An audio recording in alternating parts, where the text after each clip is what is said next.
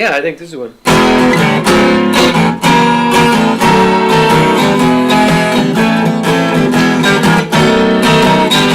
I read that in the paper, I thought back to that time when, for the first film festival, my band, the Equal Opportunity Band, they put us up on top of the marquee.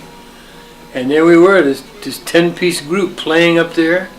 And the rich people in their limousines and tuxedos and stuff pulling up and going in. And we just had a wonderful time that afternoon.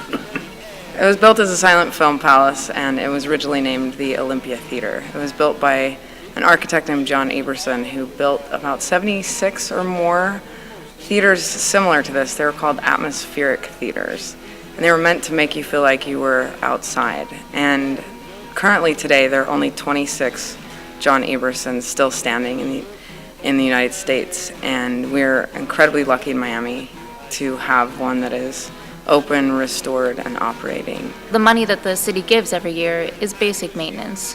It's to keep the doors open, to keep the HVAC running so that the plaster doesn't peel off the walls. To close the theater now, at this moment, when new restaurants are opening, when tourists are coming, would be a crime. This building really ought to be the artist's theater, the people's theater, and I saw it as an opportunity to help downtown emerge as a vital metropolitan center.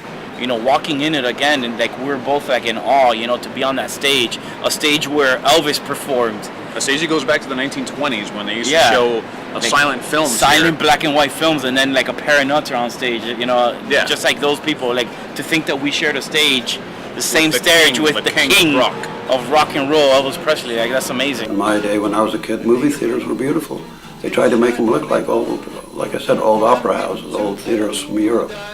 And this is one of the last ones that's still there.